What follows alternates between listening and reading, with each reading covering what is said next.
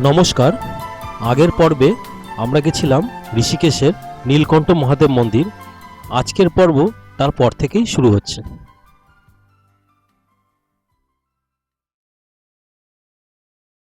আমরা বেরিয়ে পড়লাম, গাড়িতে উঠে পড়লাম নীলকণ্ঠ মহাদেব মন্দির দর্শন করে। খুব ভালো লাগলো। একটু ভালোই গরম আছে, রোদের খুব তাপ, তবে ভালো লাগলো। খুব বেশি ভিড়ও না, মোটামুটি ভালোভাবে দর্শন করলাম। এবার আমাদের গন্তব্য হরিদ্বার। চলুন চলতে থাকি। আমাদের গাড়ি এবার ঋষিকেশ শহর ছাড়িয়ে হরিদ্বারের দিকে ছুটে চলল একটি অন্য রাস্তা দিয়ে। যে রাস্তা দিয়ে আমরা হরিদ্বার ঋষিকেশ যাই, কমন যে রাস্তা, সেটা দিয়ে নয়। এটা রাস্তাটা যাচ্ছে রাজাজি জাতীয় উদ্যানের মধ্যে দিয়ে। এই রাজাজি জাতীয় উদ্যান হরিদ্বার, দেরাদুন এবং পাউরি গাড়োয়াল জেলার অন্তর্গত। এটি একটি ব্যাঘ্র বা বাঘ সংরক্ষণাগার। শিবালিক পাহাড়ের তলায় প্রায় 820 বর্গ কিলোমিটার এলাকা জুড়ে এই বিশাল অভয়ারণ্য। এটি অ্যাকচুয়ালি চিল্লা, মতিচুর এবং রাজাজি তিনটে অরণ্যকে একত্রে 1963 সালে একত্রে করে রাজাজি জাতীয় উদ্যান স্থাপিত হয়। সেই রাস্তা দিয়ে আমরা এখন চলেছি। এই রাস্তা সন্ধ্যার পর বন্ধ হয়ে যায়, তারপর আর কোনো গাড়ি এই রাস্তা দিয়ে চলতে দেওয়া হয় না।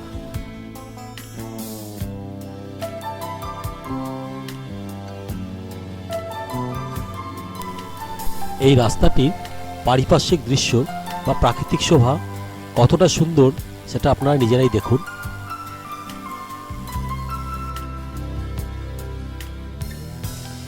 এর আগে অনেকবার হরিদ্বার থেকে ঋষিকেশ বা ঋষিকেশ থেকে হরিদ্বার গাড়িতে গেছি, কিন্তু এই রাস্তা দিয়ে কখনো যাইনি। এই প্রথমবার যাচ্ছি এবং আপনাদেরকেও দেখাচ্ছি।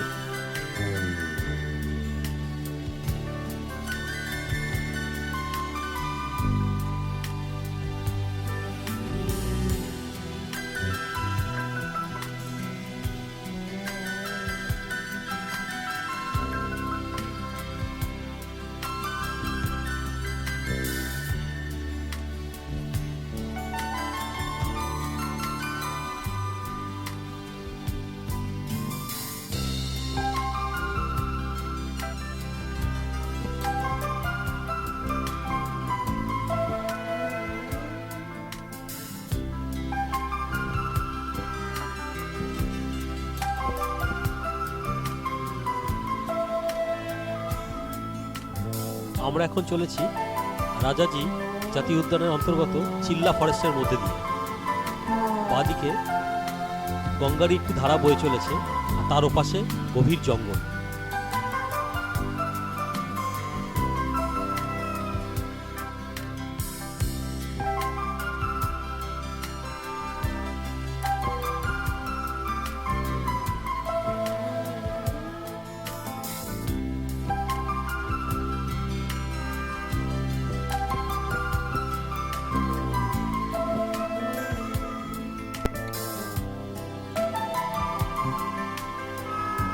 আমাদের গাড়ি এবার একটা জায়গা দিয়ে পাস করছে, জল রয়েছে, জলের ওপর দিয়ে বাঁদিক থেকে নদীর ধারা এসে ডান দিকে গঙ্গায় মিশছে।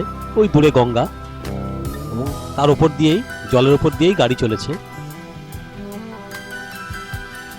এই জায়গাটা অনেকটা আমাদের পরিচিত ডুয়ার্সের মতো, একদম সেরকমই লাগছে।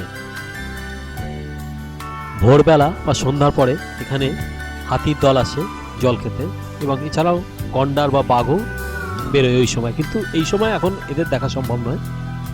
আর তারপর সন্ধ্যার পরে রাস্তা বন্ধও করে দেওয়া হয়, যাতে কোনো বন্য প্রাণী মানে তাদের ডিস্টার্ব যাতে না হয় বা তারা ডিস্টার্ব ফিল না করে, সেই জন্য এই রাস্তা বন্ধ করে দেওয়া হয় সন্ধ্যার পর। এই রাস্তার দুপ্রান্তেই, অর্থাৎ হরিদ্বারের দিকে এবং ঋষিকেশের দিকে ফরেস্ট ডিপার্টমেন্টের চেকপোস্ট আছে। সেই চেকপোস্ট সন্ধ্যার পর বন্ধ করে দেওয়া হয়, ভেতরে তারপর আর কোনো গাড়ি ঢুকতে দেওয়া হয় না।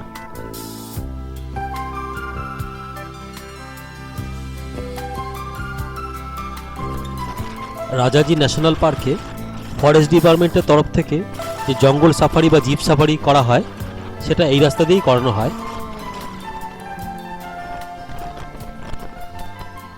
এবং হয়তো আরও কোর এরিয়ার ভেতরে যায়, তা আমরা এখন সেদিকে যাব না। আমরা এই রাস্তা দিয়েই হরিদ্বারের দিকে ফিরছি। আর বেশিক্ষণ হয়তো লাগবেও না, আর 3-4 কিলোমিটার হয়তো বাকি রয়েছে।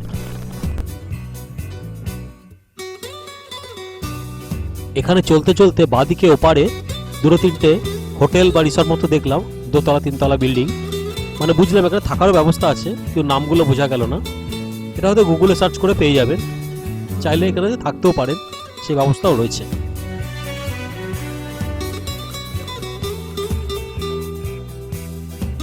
ওই যে সামনে একটি ব্যারেজ দেখা যাচ্ছে, একটি পার করে ওপারে যেতে হবে।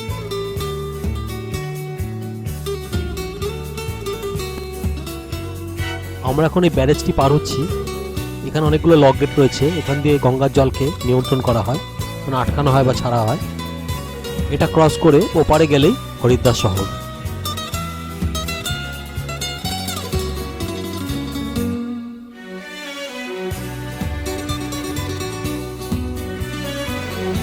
অবশেষে আমরা পৌঁছালাম আমাদের বুক করা হোটেল হরিদ্বারে, হোটেল রাম, একদম আপার রোডের ওপরে মূল মার্কেট এরিয়াতে।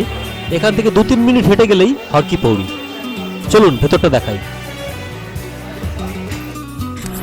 আমরা এসে গেছি হরিদ্বার আমাদের হোটেলে, হোটেল রাম। এই রুম দেখাচ্ছি, এসি আছে, টিভি আছে, বেড, দুটো লাইট, সামনে একটা সোফা আছে, ছোট্ট একটা ওয়ার্ড্রব আছে, আয়না, আর এটা সামনে রাস্তা, জানালা, উইন্ডো, নিচেই রাস্তা রোডের ওপরে। এখানে বাদিক গেলে 2-3 মিনিট গেলেই বাদিকে হর কি পৌরি ঘাট, আর রোডের পুরো মার্কেটের ওপরেই। চলুন এবার আমরা যাই, ওদিকেই যাই, আবার যেতে যেতে কথা বলবো। এরপর ফ্রেশ হয়ে হোটেল থেকে বেরিয়ে আমরা গেলাম হরিদ্বারের বিখ্যাত দাদা বৌদির হোটেলে লাঞ্চ করতে, কারণ পথে সেইভাবে আজকে খাওয়া হয়নি। লাঞ্চ করে পায়ে হাঁটতে হাঁটতে আমরা হর কি পৌরিতে গেলাম, গঙ্গার পাড়ে গেলাম, বিকেলটা এবং সন্ধ্যেটা কাটিয়ে আবার হোটেলে ফিরে এলাম। গুড মর্নিং, আমরা এখন হরিদ্বারে আছি। ভোর তেমন সময়, দুপুর 1টা থেকে 15 মিনিট। স্নান টান সেরে আমরা এখন যাচ্ছি বিল্লাকেশ্বর মহাদেব মন্দির দেখতে। তারপর ওখান থেকে যাব মায়াদেবী মন্দির। এই দুটো মন্দির দর্শন করে আমরা দাদা বৌদির হোটেলে লাঞ্চ করব, তারপর ফিরব। চলুন আপনাদের দেখাই মন্দির দুটো, চলতে থাকি।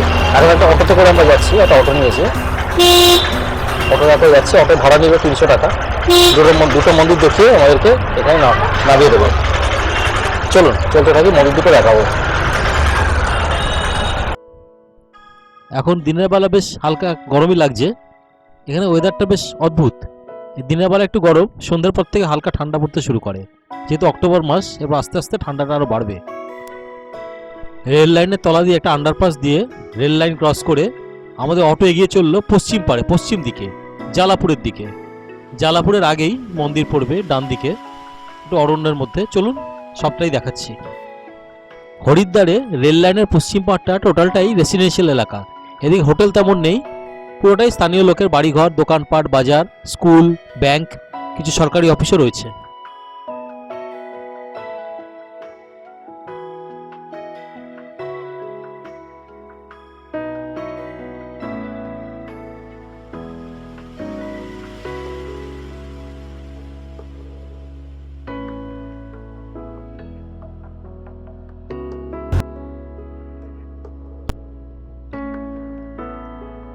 জঙ্গলের মধ্যে ওই যে সামনে মন্দিরের ফটক দেখা যাচ্ছে, মূল প্রবেশদ্বার।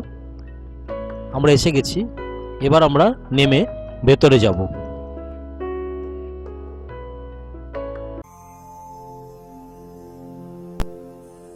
বিল্লাকেশ্বর মহাদেব মন্দিরে মূল প্রবেশদ্বার থেকে আমরা এবার ভেতরে প্রবেশ করছি।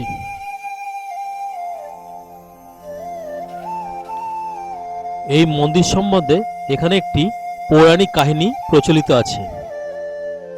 বলা হয় সতীর মৃত্যুর পর সতী আবার হিমালয়ের কন্যা রূপে জন্মগ্রহণ করেন, সেই জন্মে তার নাম হয় পার্বতী।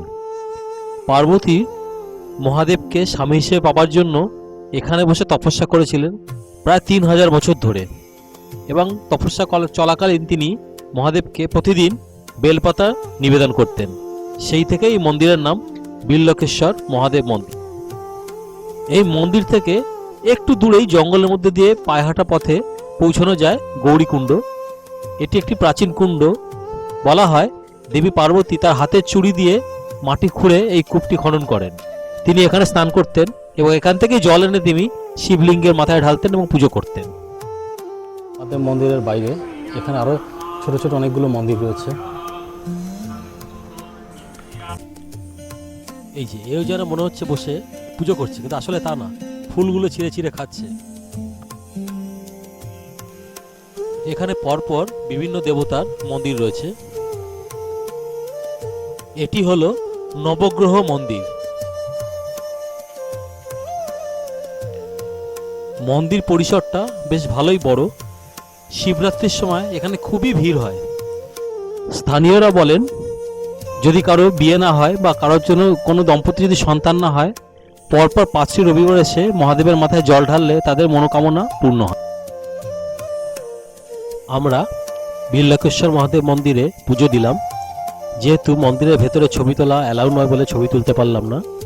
খুব ফাঁকায় ফাঁকায় খুব সুন্দরভাবে শিবলিঙ্গের গায়ে জল ঢেলে স্পর্শ করে প্রার্থনা জানিয়ে পুজো করলাম। এবার আমরা যাচ্ছি প্রাচীন গৌরীকুণ্ড দেখতে, যেখানে বসে দেবী পার্বতী মহাদেবের তপস্যা করেছিলেন। এই পথ দিয়ে একটু যেতে হবে, একটু জঙ্গল পেরিয়ে। চলুন, চলতে চলতে সবই দেখাচ্ছি। পরবর্তীকালে এই স্থানটি বিভিন্ন সাধু মহারাজদের সাধনাস্থল। তাদের মধ্যে উল্লেখযোগ্য হলেন ভোলাগিরি বাবা। চারদিকে জঙ্গল, ঠান্ডা হাওয়া বইছে, এত শান্ত, এত শান্তিময় জায়গা। পজিটিভিটি এভাবেই ফিল করা যায় কোনো জায়গায় এসে। সামনে দেখা যাচ্ছে মন্দির। চলুন না একটুখানি, এসেই গেছি প্রায় বলতে। খুব ভালো লাগলো। এখানে আসার ইচ্ছে অনেকদিন ধরেই ছিল। এর আগেও যখন হরিদ্বার এসেছি এখানে আসা হয়নি। এবার মহাদেব কৃপা করলেন, দর্শন হয়ে গেল। নিজের হাতে জল ঢাললাম, শিবলিঙ্গ স্পর্শ করে এখানে পুজো দেওয়া যায়। ওই সামনে গৌরীকুণ্ড, চলুন দেখাচ্ছি। পথে পড়লো দক্ষিণমুখী হনুমান মন্দির। সিঁড়ি দিয়ে কয়েক ধাপ উঠতে হবে। এই সামনে মন্দির, হনুমান মন্দির। চলুন যাওয়া যাক। গাছের তলায় সুন্দর ছোট্ট একটা মন্দির। হনুমান মন্দিরে পুজো দিয়ে বেরিয়ে এলাম। পিছনে একটি হনুমানজির মূর্তি রয়েছে এখানে। খুব সুন্দর শান্ত নিরিবিলি পরিবেশ, খুব ভালো লাগছে এখানে। অপার শান্তি যেন বিরাজ করছে। চলুন এবার যাই গৌরীকুণ্ড, প্রাচীন গৌরীকুণ্ড দর্শনে। আমরা এসে গেছি প্রাচীন গৌরীকুণ্ডের সামনে। এই ব্রিজ পেরিয়ে ওপারে যেতে হবে। চলো। জয় মাতা পার্বতী, জয় মা গৌরী।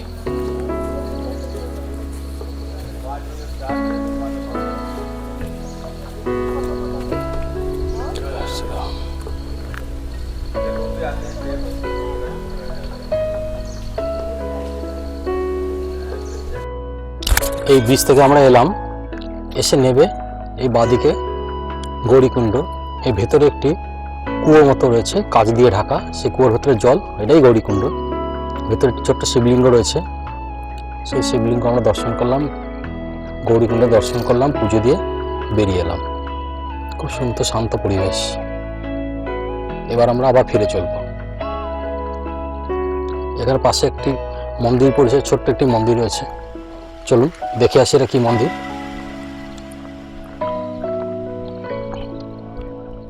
মহাদেব মন্দির, শিবের সুন্দর মূর্তি রয়েছে। হর হর মহাদেব, হর হর মহাদেব, হর হর মহাদেব। আমরা বেরিয়ে চললাম ওই পুল পেরিয়ে গৌরীকুণ্ড থেকে। আবার আমরা সামনে যাচ্ছি বিল্লাকেশ্বর মহাদেব মন্দিরের দিকে। ওখান থেকে আমরা বেরিয়ে যাব। চলুন, পথটা, মন্দিরটা, এই পরিবেশটা খুব উপভোগ করলাম। বেশ একটা আধ্যাত্মিক অনুভূতি আছে, খুব ভালো লাগলো।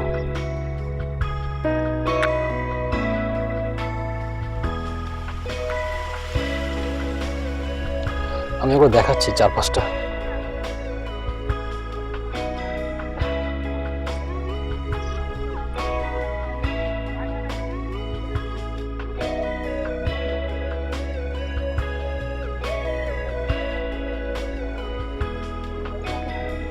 চলো চলতে থাকি। আমরা এবার বেরিয়ে চললাম বিল্লেশ্বর মহাদেব মন্দির থেকে এবার যাবো মায়াদেবীর মন্দির।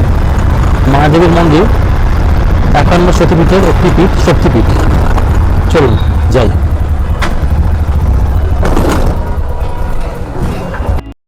আমরা এসে গেলাম মায়াদেবী মন্দিরের সামনে। এটা মুখ্য প্রবেশদ্বার, সিদ্ধপীঠ শক্তিপীঠ এই বোর্ডে লেখা আছে। এইখানে মাতা সতীর হৃদয় এবং নাভি পড়েছিল যখন ভগবান বিষ্ণু তার সুদর্শন চক্র দিয়ে মাতা শরীরে সতীর দেহ মৃতদেহকে 51 খণ্ডে ভাগ করেছিলেন। তারই একটি এইটি 51 শক্তিপীঠের একটি। চলুন ভেতরে যাই। এই যে এই মায়ের মন্দির বাদিকে, জয় মা। ভেতরে বেশ একটা আশ্রম মতো, প্রচুর সাধু সন্ন্যাসী যেখানে তাদের খেতে দেওয়া হচ্ছে, ভান দেওয়া হচ্ছে।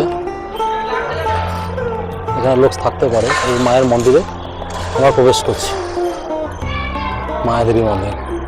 ভেতরে তো ছবি তুলতে পারবো না। এরপর আমরা ফিরে চললাম আবার হরিদ্বারে। দুপুরে লাঞ্চ করে আজকে আবার হোটেলে গিয়ে একটু বিশ্রাম নিয়ে রাতেই ট্রেন। আমরা হরিদ্বার থেকে ট্রেনে উঠে পড়েছি। আমাদের এই ট্রিপ আজকে শেষ, কাল কলকাতা পৌঁছে যাব। অপেক্ষায় থাকবো পরবর্তী ট্রিপের জন্য। সবাই ভালো থাকবেন, ধন্যবাদ।